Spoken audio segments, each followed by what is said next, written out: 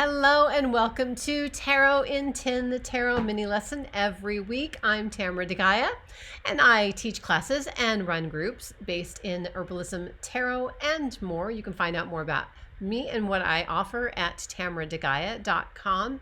Today we're going to talk about the suit of wands in the tarot and how they correspond to the element of fire and what that means for us as we read the tarot. So the minor arcana of the tarot has four suits: pentacles, cups, swords, and wands, and those correspond to earth, water, air, and fire. And so the element of wands, of course, corresponds to fire, and that's what we're talking about today. So swords are all about inspiring and problem solving and communication and our ethics and our thoughts. Cups are really all about how we are, our attachments in the world, getting excited about things, our creative endeavors, our relationships, our emotions. Wands are about how we manifest things in the world, how we make things happen. And we're going to talk a little bit more about that. Pentacles are about the actual result in the world. So that can be about our finances, our homes, our jobs, and things of that nature. Although jobs can also often relate to wands because that's something that we actively do all the time, our jobs. So here's the suit of wands in the minor arcana of the Rider-Waite-Smith deck of the tarot, which is what most modern decks are based on, the Rider-Waite-Smith deck. And we have, the cycle of the wands begins with the aces, which is the number 1 in the tarot. And then it goes from 2 to 3 to 4 to 5 on this top row, and then 6 to 7 to 8 to 9 to 10. And that's the end of the cycle of wands. Now, wands, as we mentioned, is corresponding to the element of fire. The element of fire is considered to be a yang, an active element. In other decks, they may be called, instead of wands, they may be called staves or batons or clubs or scepters. But at any rate, if they correspond to fire, as most things in the Rider-Waite-Smith realm do, or most wands in decks that are inspired by the Rider-Waite-Smith decks, I should say, fire corresponds to will or actions, what we do to manifest in the world. That can also relate to our own identity, our sense of identity, our ambitions, and how we express ourselves in the world. It's really about what we desire, what we initiate, what we achieve, and what we create. So I like to think about wands as like a Harry Potter wand. I had one over here I was looking for. A Harry Potter wand. Think about Harry Potter and the witches in Harry Potter using wands. What do they use wands for? They use wands to make things happen, right? That's what they represent, wands. Wands represent growth. You'll notice that all of the wands in this deck have leaves growing out of them. They're not dead wood, but wood can burn, which is one of the reasons why they're related to fire, right?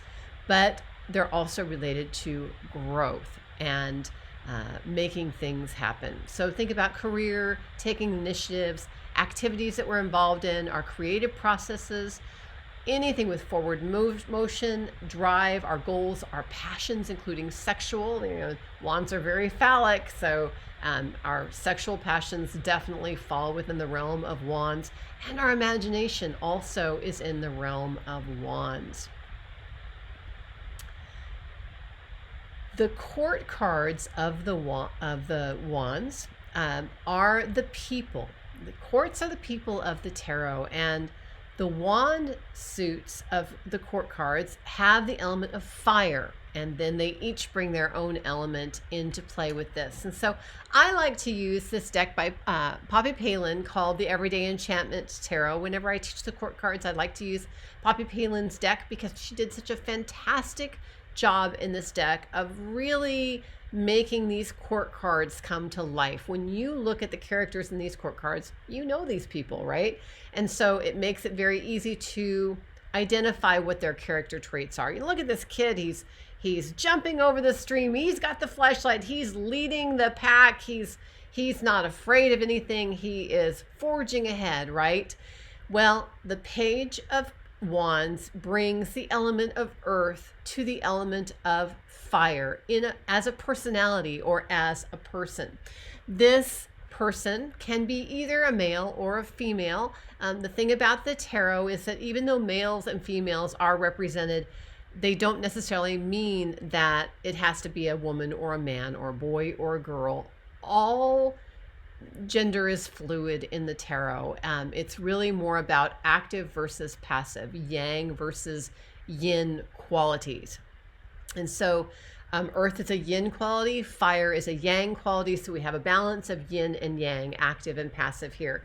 This character is creative, curious, ambitious, daring. This is an adventurer, a trailblazer, right? This kid is headstrong and impulsive. He's got his own way of doing things, his own ideas of how things are done. Very passionate and distractible.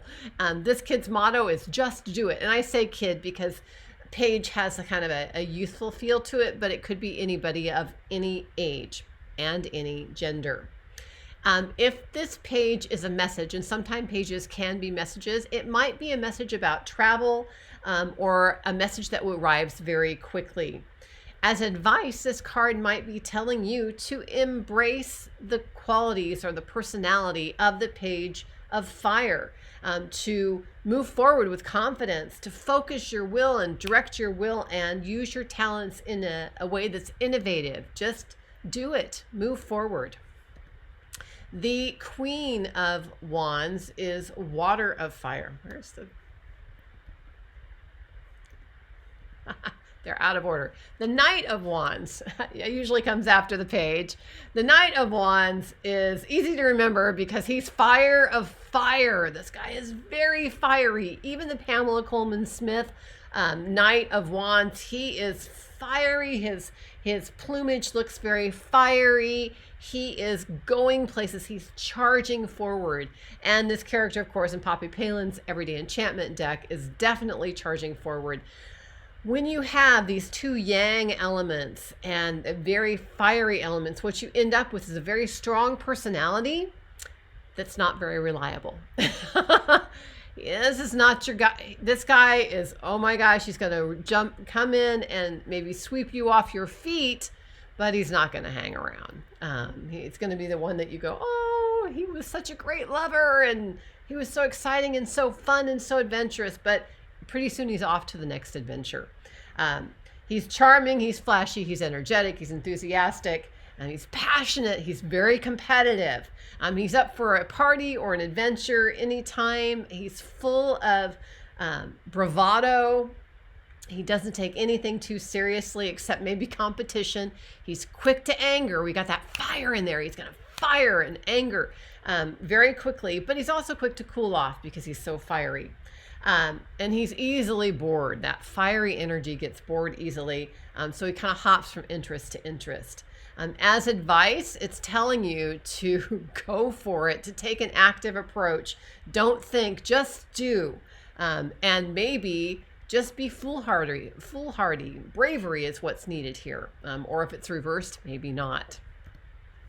Go back to the Queen here. Queen of Wands is water of fire, bringing the element of water to fire. When you mix water and fire, what happens? One dampens the other one, right? And so the water really helps to balance out the fire in this character, but she is very passionate and very much a go-getter, just like all of the courts in the Wands are, because they've got that fire. She's passionately powerful. She's confident, passionate, charismatic, assertive, creative, adventurous. She takes charge. If you've got an idea, she's going to say, I can make that happen. But of course, that can also be a little overbearing at times, right? And that's one of the things we want to remember, of course, with all of the court cards, is that they are the people and the personalities of the tarot. And as such, their personalities can skew from positive and productive to negative and destructive. So for the page, that kid might be the trailblazer and the curious and ambitious kid, but he's also very stubborn and he's got his own ideas about how to do things. And so we have a a range here of personalities. It's not all good and it's not all bad. Really, there's a range here. Like all of us, all of the court cards can, depending on the situation, may bring their best or may bring their worst. So she can also be this, I say she again, it can be a male or a female, any age. But this suit or this particular personality can also be disorganized, hot-tempered, and sometimes catty, and a little bit of a drama queen if she's skewing to the negative, and also very impulsive. The King of Wands is air of fire, and so he's bringing the element of air, which is that mental plane, to the element of fire. And of course, air gives fire oxygen to burn, and so he's less likely to burn himself out than the Knight of Wands, which is just a very quick kind of flash in the pan kind of a guy.